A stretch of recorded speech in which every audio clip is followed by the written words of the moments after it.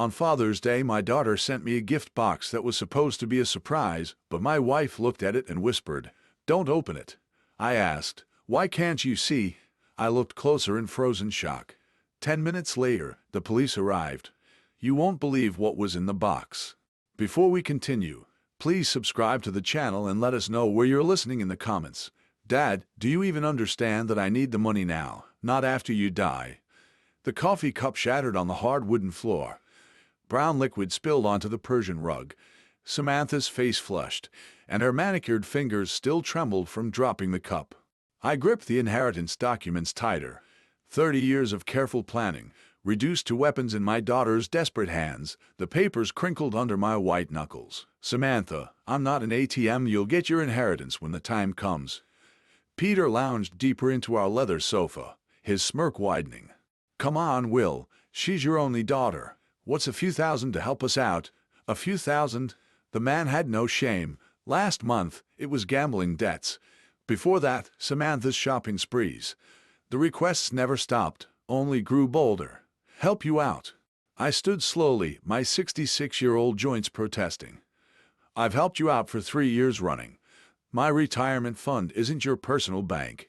Jessica appeared in the doorway, dish towel twisted in her hands. "Please, everyone, just calm down. We can talk about this reasonably." Reasonably, Samantha whirled toward her mother. "He's sitting on hundreds of thousands while we're drowning in debt. Debt you created," I said quietly. "Debt from your choices." The family photo on the mantel faced downward. Had it fallen during Samantha's tantrum, or had someone deliberately turned it? The silver frame reflected the overhead light like a mirror, showing nothing but empty brightness. Peter shifted forward, elbows on his knees. "Look, old man, you're not getting any younger. Why not enjoy sharing your wealth while you're alive to see it appreciated?" "Old man," the disrespect tasted bitter in my mouth. This from someone who never held a steady job, who lived off my daughter's credit cards and my occasional generosity, because I worked 43 years for that money. Each word came out harder than the last. 43 years of 12-hour days, missed dinners, canceled vacations. So you could have a comfortable childhood, Samantha. So your mother and I could retire with dignity. Dignity? Samantha laughed harshly. "What's dignified about hoarding money while your daughter suffers?" "Suffers?" I looked at her designer handbag, her fresh highlights, her expensive jewelry, Peter's brand new sneakers. Their suffering looked remarkably comfortable. "Your suffering is self-inflicted." The words escaped before I could stop them. "Every crisis, every emergency, every desperate plea for money, you created them all." The silence stretched tight as piano wire. Jessica stepped fully into the room, her face pale. "William," she whispered. "Maybe we should what?" Samantha's voice cracked like breaking glass. "Should keep enabling your selfishness. Should keep pretending you're a loving father instead of a greedy miser." The accusations hit like physical blows. Greedy, selfish, unloving.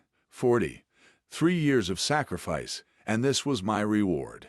Peter stood up, his expression shifting to something uglier. "You know what I think, Will? I think you enjoy watching us struggle. Makes you feel powerful, doesn't it? Get out." The words came from somewhere deep in my chest. "Both of you, get out of my house." "Your house?" Samantha's eyes glittered dangerously. "This house that Mom helped to pay for. This house where I grew up. You can't just kick out your own daughter." "Watch me." But she wasn't moving. Neither was Peter. They stood there like predators who'd caught the scent of weakness, waiting for me to back down, waiting for the usual apology, the usual compromise, the usual check written to buy temporary peace. Not this time. I walked to the front door and opened it wide. Cool evening air rushed in, carrying the scent of honeysuckle and the distant sound of neighbors' laughter. Normal families having normal conversations. How long had it been since we'd laughed together? "Samantha," I said without turning around. "Take your husband and leave. Don't come back until you're ready to have a respectful conversation about your financial problems and your solutions that don't involve my wallet. You'll regret this," she hissed, grabbing her purse. "When you're old and sick and need someone to take care of you. Remember this moment. Remember how you chose money over family." Her heels clicked across the hardwood like gunshots. Peter followed, pausing at the threshold. "This isn't over, old man," he muttered. "Family doesn't abandon family." The door slammed hard enough to rattle the windows. The silence felt heavier than their shouting had. I stood frozen at the front door, my hands still gripping the brass handle. Through the decorative glass panels, I watched Samantha's BMW reverse aggressively out of our driveway, tires spinning on the asphalt. Jessica's soft footsteps approached from behind. "William." I turned slowly. The living room looked like a battlefield. Coffee stains darkened the Persian rug we'd bought for our 20th anniversary. Inheritance documents lay scattered across the hardwood floor like fallen leaves. The overturned family photo caught the lamplight, its silver frame winking mockingly. 43 years, I whispered more to myself than to her. What? 43 years I worked overtime shifts during her high school years so she could have new clothes, college textbooks, that car for her 16th birthday. My voice caught the wedding we couldn't afford but paid for anyway. Jessica picked up the scattered papers, her movements careful and deliberate. "She's struggling, William. The gambling problem is her choice." The words came out sharper than I intended. Every casino visit, every online bet, every lie about where the money went, her choices. I walked to the mantel and right in the family photo. 5-year-old Samantha smiled back at me, gap-toothed and innocent, sitting on my shoulders at the county fair. When had that joyful child become this manipulative stranger, demanding my life savings? "Remember when she wanted that dollhouse for Christmas?" I asked, touching the glass. "The one from the expensive toy store downtown. I worked double shifts for 2 months to afford it." Jessica's silence was answer enough. We both remembered just like we remembered the ballet lessons, the summer camps, the brand-name shoes because her friends all had them. Every sacrifice made gladly for our daughter's happiness. And now she throws coffee mugs at me because I won't hand over my retirement fund. She didn't throw it at you, William. She threw it at the floor. The distinction felt meaningless. The violence was the same, whether aimed at me or my possessions, the disrespect identical. I bent down and picked up one of the inheritance documents. The legal language blurred as I read it, but I knew every clause by heart. Years of careful planning, conservative investments, delayed gratification. Also, Samantha would be financially secure after we were gone. "Peter's influence," Jessica said quietly. "He fills her head with these ideas about what we owe her. Peter didn't create her greed. He just gave it permission to show itself." The harsh truth hung between us. Our daughter had become someone we barely recognized, and we'd enabled it by always giving in, always writing the check, always smoothing over her latest crisis with our money. My phone buzzed, a text message from an unknown number, but I recognized the writing style immediately. "Dad, I hope you're happy. Kids need winter coats and school supplies, but apparently your precious money is more important than your grandchildren. Don't expect to see them anytime soon. Grandchildren, the ultimate weapon in Samantha's arsenal. Emma and Jake, 8 and 6 years old. Innocent casualties in their mother's war for my wallet." She knew exactly where to strike to cause maximum pain. I showed Jessica the message. Her face crumpled. She wouldn't really keep them away from us, would she? But we both knew she would. She'd done it before during smaller arguments. A week here, 2 weeks there. Whenever we didn't immediately comply with her financial demands, the children used as bargaining chips in her endless quest for money. "William, maybe we should reconsider." "No." The word came out like a gunshot. "No more. I won't be held hostage by threats about the grandchildren. I won't teach Emma and Jake that love can be bought, that family relationships are transactions." Jessica flinched at my vehemence. In 38 years of marriage, she'd rarely seen me this angry. Even during our worst arguments, I'd never spoken with such cold finality, but something had shifted tonight. Some fundamental understanding about my daughter, about our relationship, about the future I'd imagined for our family. The illusion of loving sacrifice had shattered as completely as that coffee mug. My phone buzzed again. 6 days later, I sat on our front porch with the Sunday paper, trying to find normalcy in the Father's Day morning routine. The coffee had grown cold in my mug, but I held on to it anyway, watching neighbors emerge for their weekend activities. The Hendersons were loading their car for what looked like a family outing. The Patels were working in their garden, their laughter carrying across the quiet suburban street. Jessica moved around inside the kitchen, the soft clatter of breakfast dishes drifting through the open window. We'd spent the week in careful conversation, dancing around the Samantha-shaped hole in our family dynamic. Neither of us had heard from her since that night. No calls, no texts, no surprise visits demanding money or reconciliation. The silence felt unnatural. In 3 years of financial crisis, Samantha had never gone this long without contact. Usually by day 3, she'd be calling with apologies and smaller requests, testing the waters before launching into her next major plea for money. But this was different. The completeness of the silence felt deliberate, calculated, almost like the calm before a storm. Part of me felt relieved, part of me worried. The rumble of a delivery truck broke through my thoughts. I looked up from the sports section to see a brown UPS vehicle slowing in front of our house. Strange, we weren't expecting anything, and Sunday deliveries were rare unless someone paid extra for weekend service. The driver hopped out, consulted his handheld device, then grabbed a medium-sized box from the back. He approached with the professional efficiency of someone working holiday overtime. "William Carr, that's me. Happy Father's Day," he said, offering the package in his electronic clipboard. "Someone must think highly of you to pay for Sunday delivery." I signed my name, studying the shipping label as he walked away. No return address visible, just generic shipping information.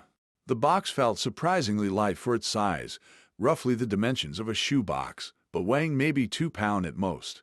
"Who's that from?" Jessica called from the kitchen doorway, wiping her hands on a dish towel. "No idea." I carried the package inside, setting it on the coffee table where inheritance documents had scattered just 6 days earlier. "No return address," she approached, her expression curious but cautious. Jessica had always been more suspicious of unexpected deliveries than I was. Too many years of hearing about package bombs and mail fraud on the evening news.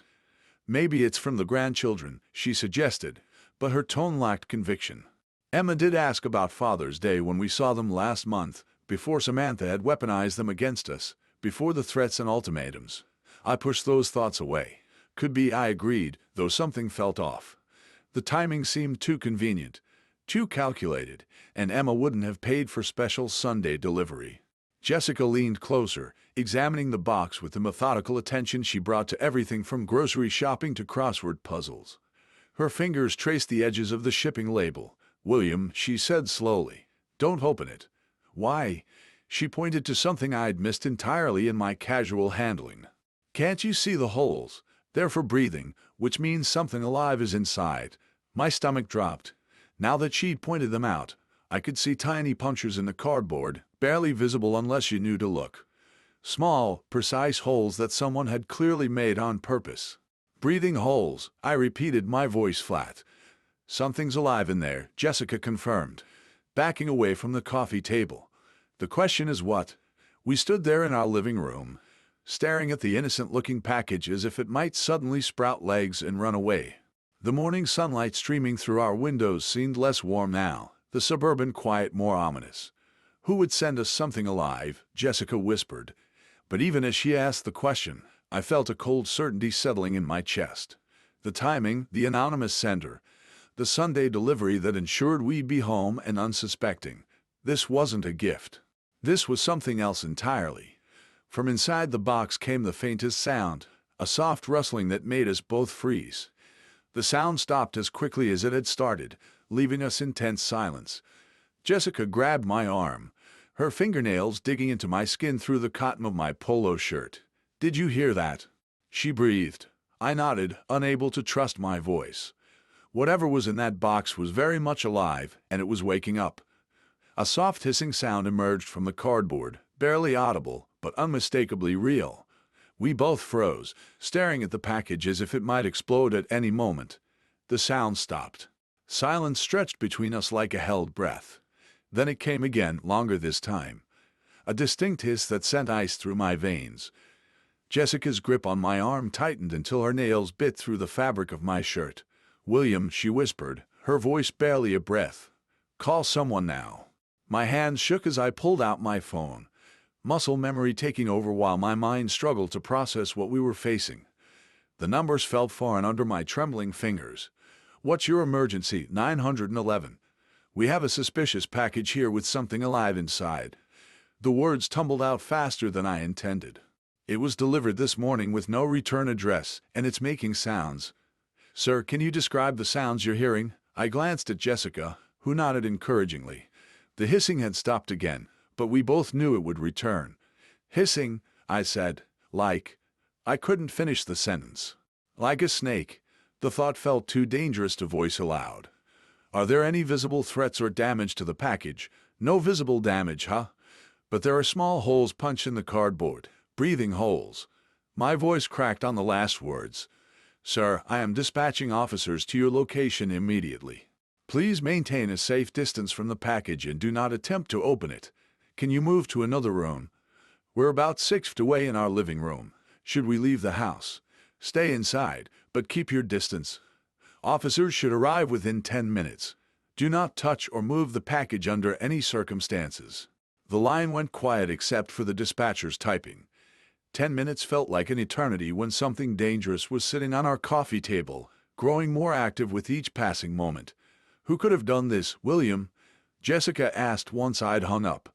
The question I'd been dreading. The answer felt obvious, but saying it out loud would make it real.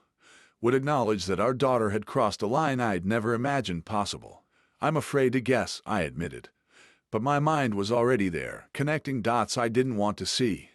The timing on Father's Day wasn't coincidental. The anonymous sender who knew our address, our schedules, our vulnerabilities. Someone angry enough about our recent argument to plan something this elaborate, this cruel. Another sound from the box made us both step backward, not just hissing this time, but a rustling that suggested movement. Something shifting position inside the confined space. The argument, Jessica said quietly, 6 days ago. She was so angry when she left. She didn't need to say Samantha's name. We were both thinking it. Both arriving at the same horrible conclusion through different paths of logic and dread. But this I gestured at the package. This isn't anger. This is something else. Revenge. The word hung unspoken between us. Too ugly to voice but impossible to ignore. Our daughter, the child we'd raised and supported and loved despite her flaws, had sent us something designed to frighten or harm us. The box rustled again, more insistently this time. Whatever was inside was definitely awake now, probably confused by its surroundings, possibly agitated by our voices and movement. What kind of person does this to their own parents? Jessica's voice broke on the question. Someone desperate, I said, though the words felt inadequate. Someone who thinks they've been wronged. But deep down I knew it was more than desperation.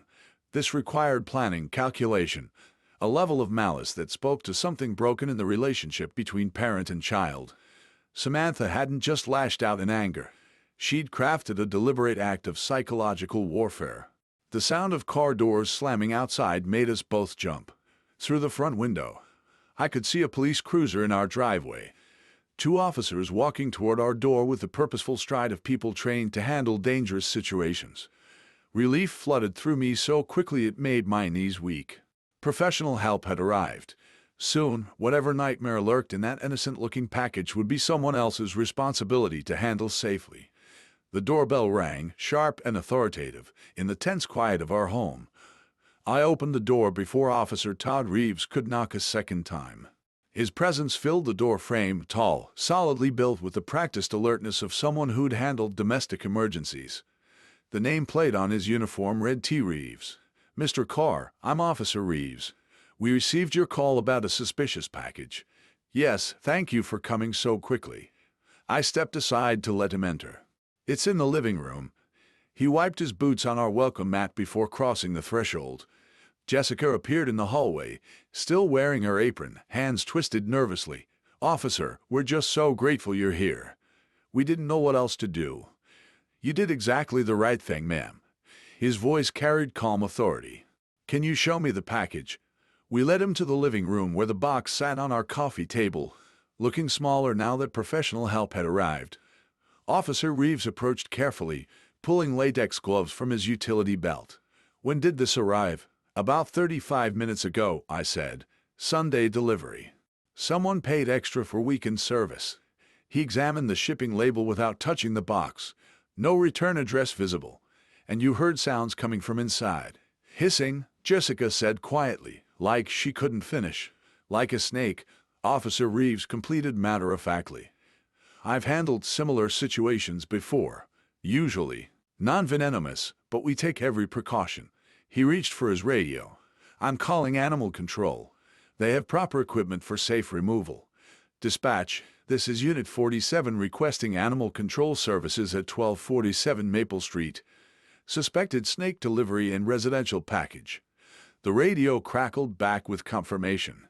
20 minutes for animal control to respond. Officer Reeves turned back to us, shifting from procedural efficiency to investigative curiosity. Do you have any idea who might have sent this? The question I'd been dreading. I felt Jessica's eyes on me, waiting to see how I'd respond. I don't know, I said carefully. Probably just some kids playing pranks. His gaze sharpened slightly. Kids would need access to live animals, shipping materials, knowledge of your address. This required planning and resources. My mouth went dry. He was right. Someone with means and motive had deliberately sent us a snake on Father's Day. Have you had any recent conflicts? Family disagreements? Family disagreements? The phrase hung in the air like an accusation. Jessica tensed beside me, both of us walking the tightrope between honesty and loyalty. Nothing that would lead to this. I managed. Officer Reeves studied my face, noting the hesitation, but he didn't push. Instead, he pulled out a small notebook. Any unusual charges on your credit cards recently? Pet stores, exotic animal suppliers? The question hit me like a physical blow. Pet stores. The memory crashed over me with terrible clarity. That charge I noticed on last month's statement. Samantha used my credit card for emergencies. Reptile Palace 127 of 50. I'd assumed it was something for the grandchildren. Not a snake, never a snake. Mr. Carr, are you all right? I forced my expression back to neutral, though my heart hammered against my ribs. I'm fine. Just processing all this, but I wasn't fine. The puzzle pieces were falling into place with horrifying clarity. The timing, the knowledge of our routines, the access to my credit card, the deliberate cruelty of choosing Father's Day. My daughter had sent me a snake. Will you be filing a formal report? Officer Reeves asked. We can investigate the package origin, pursue charges if we identify the sender. I looked at Jessica, saw the same conflict behind her eyes. Part of me wanted justice, but the larger part, the part that had spent 34 years protecting Samantha despite her flaws, couldn't turn her over to police. No, I said quietly. I don't want to make a mountain out of a molehill. If it's just a prank, filing charges seems excessive. Officer Reeves made a note, though his expression suggested he'd heard this response before. Family loyalty trumping justice, even when family members crossed dangerous lines. Another vehicle pulled into our driveway. Through the window, I could see a white van with Animal Control Services painted on the side. That'll be Mike Johnson, Officer Reeves said. Best wildlife specialist in the county. He'll have this resolved safely within the hour. But as I watched the animal control officer grab his equipment, I knew the real situation was just beginning.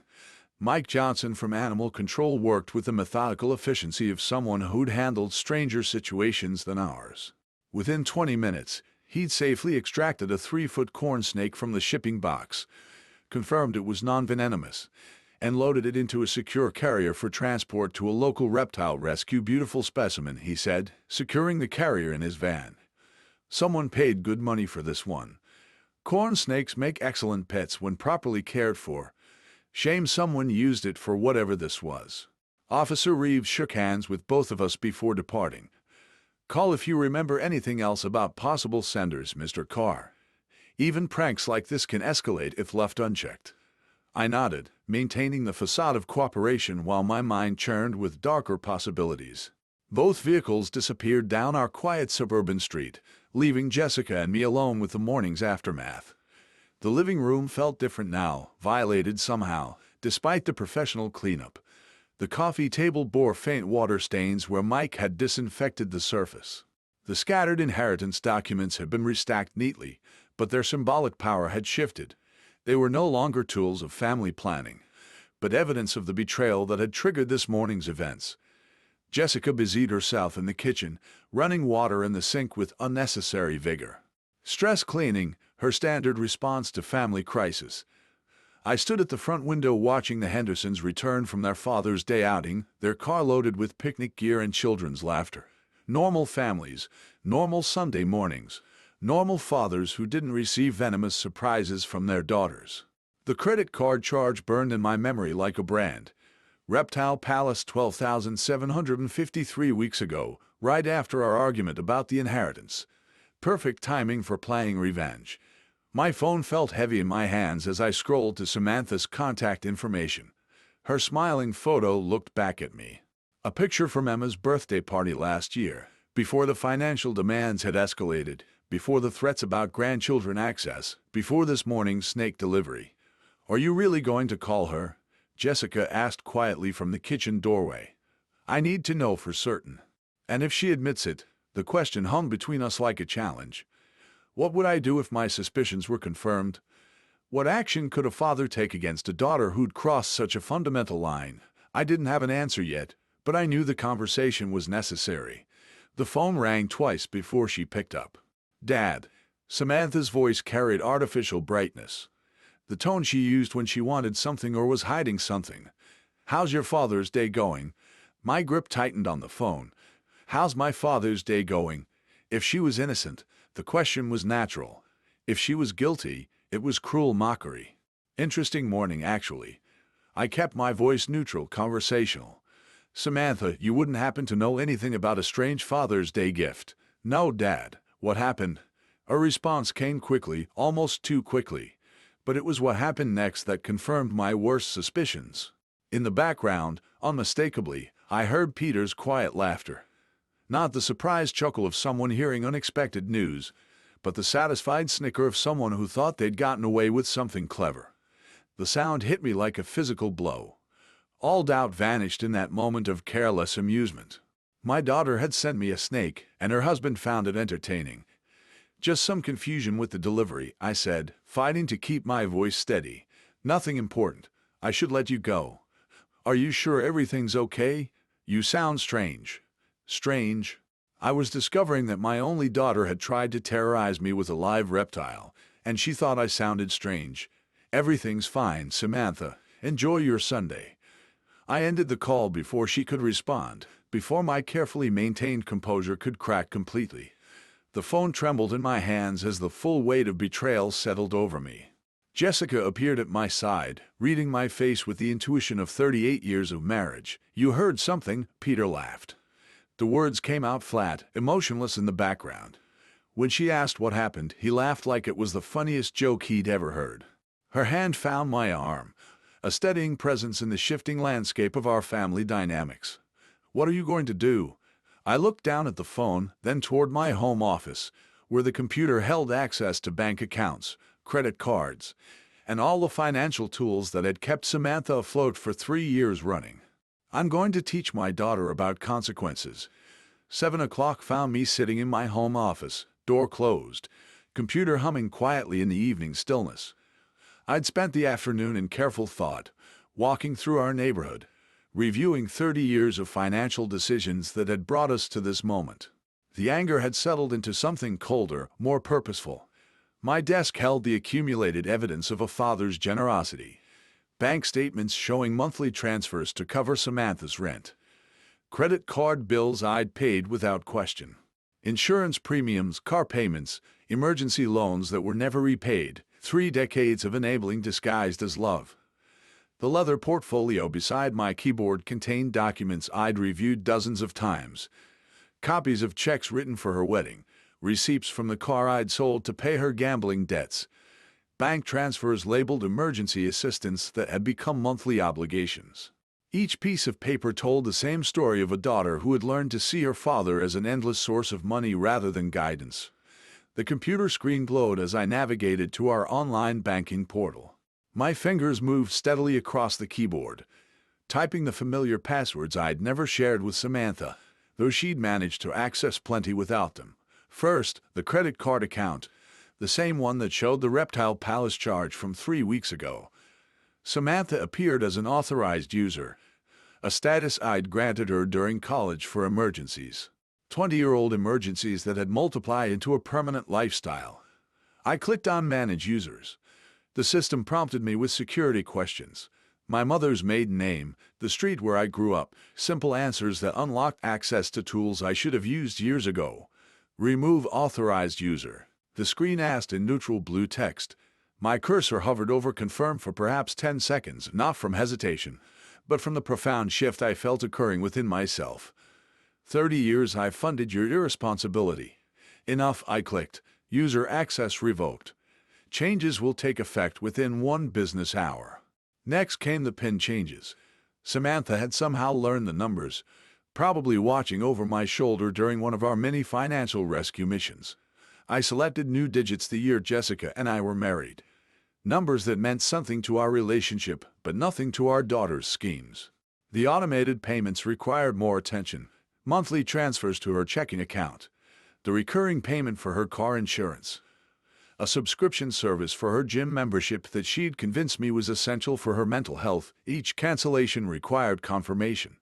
A digital paper trail of my decision to stop being her private bank. My hands remained steady throughout the process. No trembling, no hesitation. This wasn't cruelty.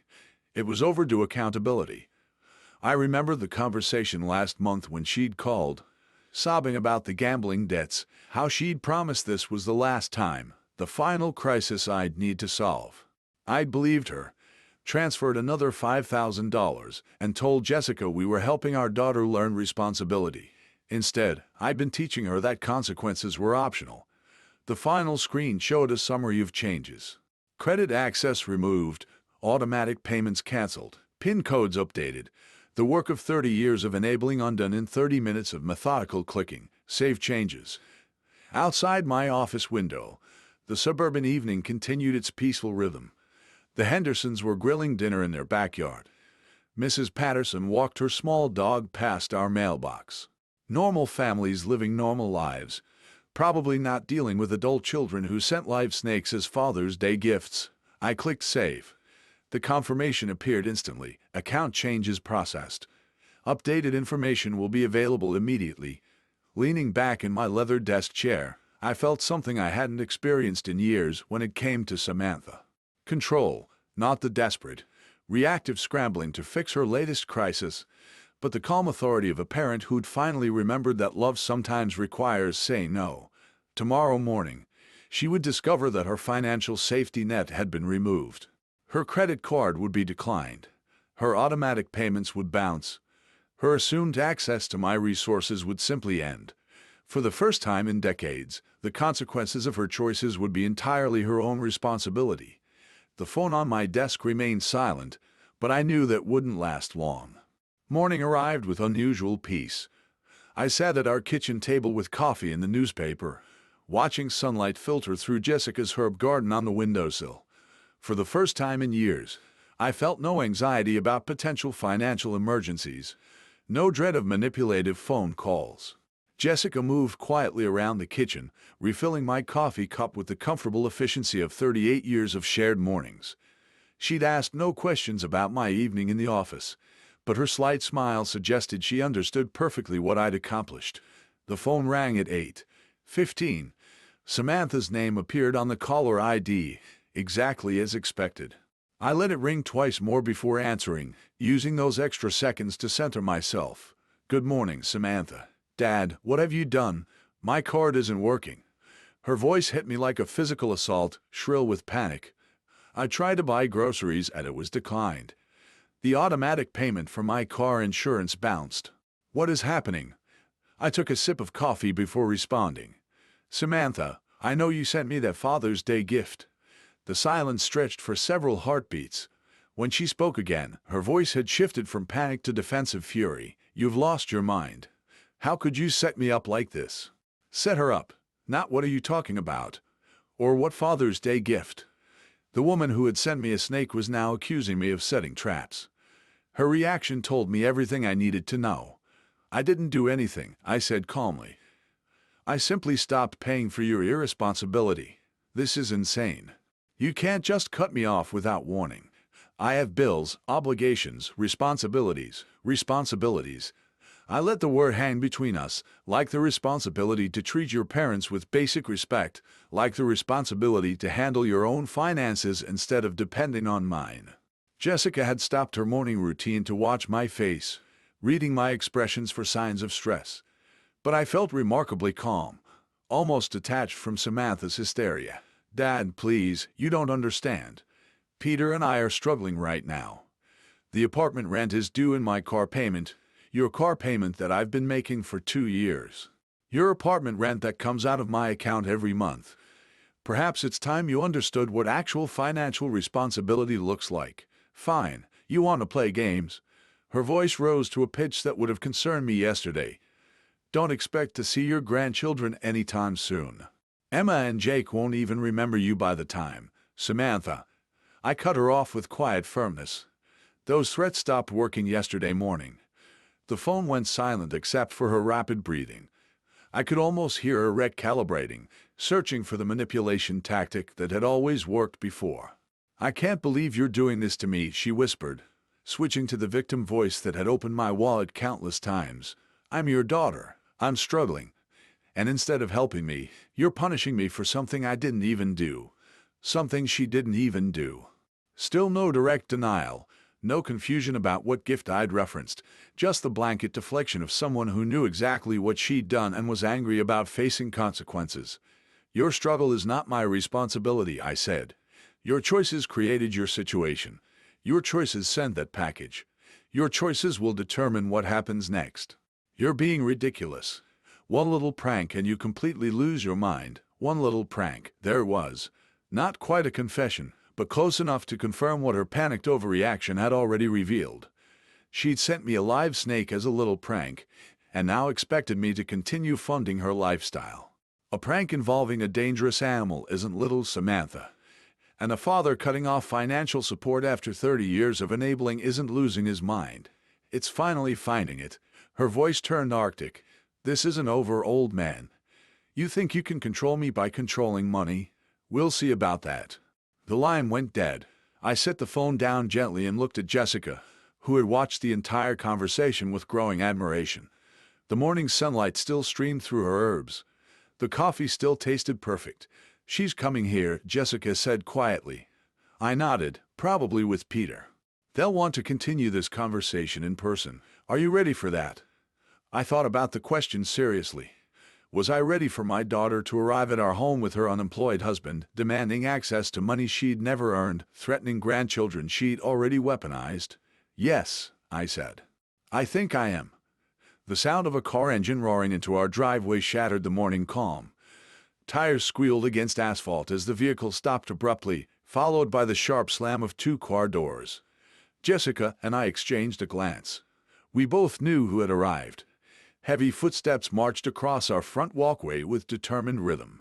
The doorbell rang once, sharp and demanding, then immediately again when no one answered fast enough.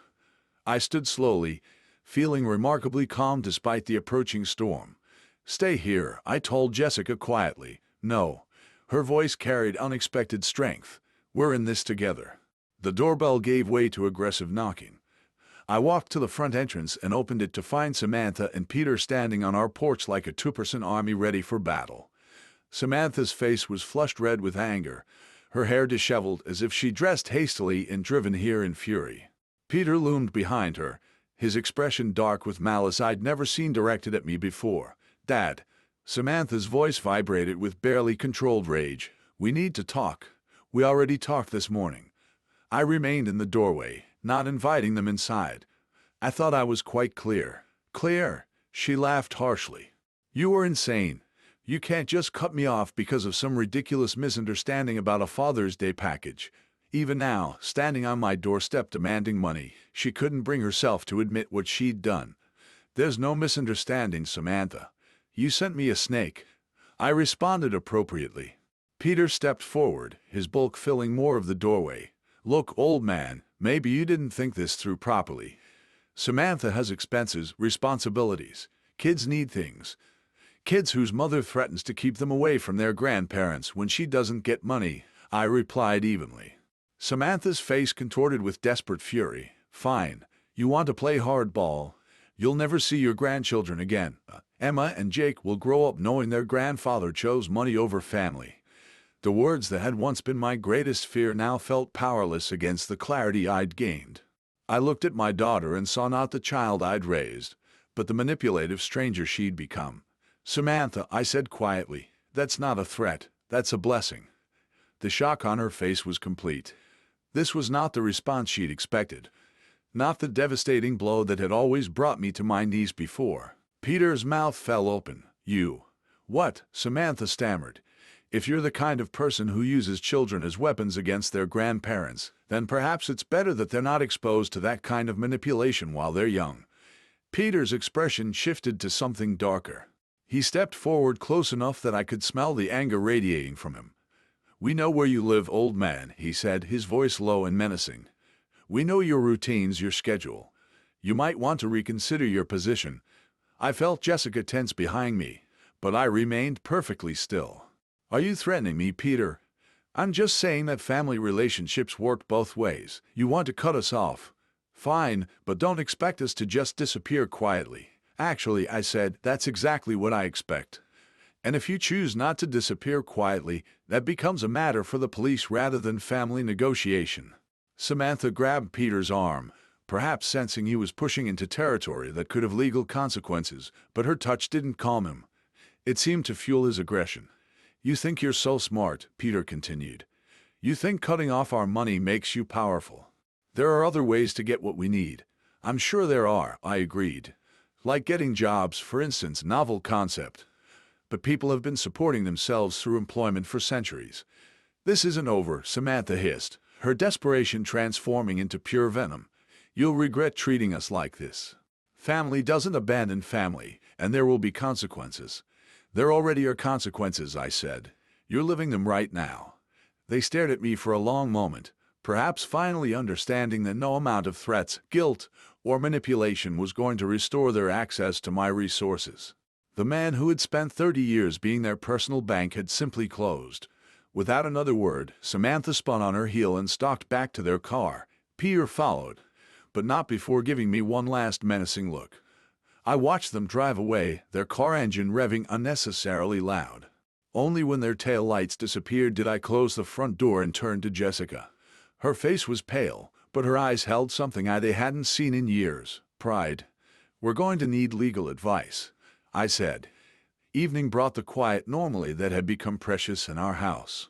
Jessica and I sat at our kitchen table after dinner, the domestic routine providing comfort after the morning's chaos. She sipped chamomile tea while I nursed my second cup of coffee, both of us processing the day's events. The kitchen had always been our sanctuary for serious conversations. It was here we discussed buying the house, planned for retirement, talked through concerns about Samantha's early struggles with money. Now it served as the place where we contemplated the complete breakdown of our family relationship. "I keep thinking about when she was 8, Jessica said quietly. "Remember the Mother's Day breakfast she made? Burned toast and orange juice with too much pulp, but she was so proud." I did remember Samantha in her pink pajamas standing on a kitchen stool to reach the counter, determined to surprise us with breakfast in bed. The memory felt like it belonged to someone else's family now. "She used to draw us pictures," I said. "Stick figures of our family holding hands. I kept them in my office desk drawer for years. I still have some in that memory box upstairs." Jessica's voice carried maternal grief. "William, she's still our daughter despite everything that's happened today." The words I'd been expecting all day. Jessica's instinct to heal, to find middle ground, to somehow restore what had been broken. It was one of the qualities I'd fallen in love with. This unwavering belief that families could overcome anything. "Jess," I said gently, she crossed the line. "I have one more step to take." Her teacup paused halfway to her lips. "What kind of step?" I looked at my wife's face, seeing the concern there, the hope that whatever I was planning might somehow bring our daughter back instead of pushing her further away. How could I explain that bringing her back was no longer the goal? "Something permanent," I said. "Something that ensures this morning's scene never happens again." "You're talking about changing the will." It wasn't a question. Jessica knew me well enough to follow my thought process, to understand that legal protection was the only solution left, among other things. "Yes." She was quiet for a long moment, wrestling with the implications. Changing our estate planning would be more than a financial decision. It would be a formal acknowledgement that our daughter was no longer trustworthy. The grandchildren, she said finally, Emma and Jake, will be better off not learning that love can be purchased with money. I reached across the table and took her hand. Jessica, what she did today wasn't desperation. It was calculated cruelty. The snake, the threats, the manipulation. That's who she's chosen to become. But if we cut her out completely, we protect ourselves from future abuse. We protect our marriage from constantly managing her crisis. We protect our retirement from being slowly drained away by someone who sees us as a resource rather than parents. Jessica squeezed my hand, her thumb tracing across my knuckles in the gesture that had comforted me through decades of smaller challenges. This wasn't a smaller challenge, though. This was the end of something fundamental. Will it stop her? She asked. If you change everything legally, will she finally leave us alone? It will remove her incentive for contact. No access to money, no inheritance to protect, no leverage to maintain. She'll have to find other people to manipulate. The pragmatism of it felt cold but necessary. Samantha would move on to easier targets, people who hadn't yet learned to recognize her patterns. I hate that it's come to this, Jessica whispered. So do I. But I won't spend our remaining years being held hostage by threats and manipulation. I won't let her destroy what we've built together. Outside our kitchen window, the suburban evening continued its peaceful rhythm. The Hendersons were walking their dog. Mrs. Patterson was watering her garden. Normal people living normal lives. When will you do it? Jessica asked. Tomorrow morning. I'll call Margaret Summers first thing. She's handled our legal work for 15 years. She'll know exactly what needs to be done to make it ironclad. Jessica nodded slowly, accepting the inevitable, even as it broke her heart. And if Samantha finds out, she will eventually, but by then the legal protections will be in place. Her anger won't be able to touch us anymore. I stood up from the table, carrying our empty cups to the sink. Behind me, I heard Jessica's quiet sigh, not disagreement, but grief for the daughter we'd lost. Tomorrow, I would take that final step. Tonight I would hold my wife and let her mourn the family we'd thought we were. Margaret Summers' law office occupied the third floor of a granite building downtown, its walls lined with legal volumes that spoke of 15 years protecting families like ours. I sat across from her mahogany desk with a manila folder of documents, feeling calmer than I had in weeks. William, she said, removing her reading glasses. When you called this morning, you mentioned needing comprehensive legal protection. Tell me what's been happening. Margaret had handled our wills, property transfers, and Jessica's mother's estate. She knew us as the stable couple who planned ahead and paid bills promptly. What I was about to describe would sound like a different family entirely. I explained the inheritance argument, the snake delivery, the blocked credit cards, yesterday's threatening confrontation. Margaret listened without interruption, occasionally making notes, her expression growing more serious with each detail. Peter said, "They know where we live, know our routines," I concluded. It felt like a direct threat. She set down her pen and leaned back. "William, this goes beyond a family disagreement. You're describing harassment and intimidation. We need to address this on multiple fronts." "That's what I was hoping you'd say." Margaret pulled out a fresh legal pad. "Let's start with your will. You mentioned wanting to restructure your inheritance." "I want my money to go to my grandchildren's education, not to my daughter's casino," I said. "That's a wise decision, William." Her voice carried professional warmth. "We can create an educational trust fund that provides for Emma and Jake's schooling, college expenses, and legitimate educational needs while preventing any access by their parents." She outlined the framework. An independent trustee would manage the funds, releasing money only for documented educational expenses. Samantha and Peter would have no access, no control, no ability to manipulate the children's inheritance. "What about Jessica?" I asked. "Fully protected, of course. The house, your retirement accounts, her security. Nothing changes there. This only affects what would have gone to Samantha." Next came the restraining order documentation. Margaret opened a new file and began systematically recording yesterday's confrontation, the threatening language, the escalating pattern that had culminated in actual intimidation. The snake incident is particularly concerning, she said, writing quickly. Using live animals to frighten elderly parents shows planning and malice that courts take seriously. How long does this process take? The will modifications can be finalized within the week. The restraining order can be filed today. Once it's granted, any contact from Samantha or Peter becomes a legal matter rather than a family dispute. I felt something release in my chest, a tension I'd been carrying for months. The weight of being perpetually available for Samantha's crisis, of walking on eggshells to avoid triggering her threats, of enabling destructive behavior, all of it was ending. There's one more thing, Margaret said. Based on what you've described, I recommend documenting everything for potential future legal action. Keep records of any attempts to contact you, any violations, any attempts to involve the grandchildren. You think it will get worse before it gets better. People who use manipulation and threats don't usually accept boundaries gracefully. When Samantha discovers she's been cut out of your will and served with a restraining order, her reaction may be significant, but that no longer frightened me. With legal protections in place, her anger would be directed at a system designed to handle such behavior, not at two elderly parents trying to enjoy their retirement. Margaret's assistant brought in the prepared documents. As I signed my name to each page, I felt the satisfying finality of decisions made and implemented. 30 years of financial enabling was officially ending. Our home would be legally protected from harassment. The restraining order should be approved by end of business today. Margaret said court officers will serve both Samantha and Peter by tomorrow morning. After that, any contact with you or Jessica becomes a criminal matter. I stood to leave, shaking hands with the woman who had just helped me reclaim control of my own life. Outside her office windows, the city continued its normal rhythm. "William," Margaret called as I reached her door. "You've made the right choices. Your family's safety and security come first." I nodded, tucking the folder under my arm. Tomorrow morning, Samantha would discover that manipulation was no longer an option. Tonight, Jessica and I would sleep peacefully, knowing the law was finally on our side. 2 days passed in the most peaceful quiet I'd experienced in years.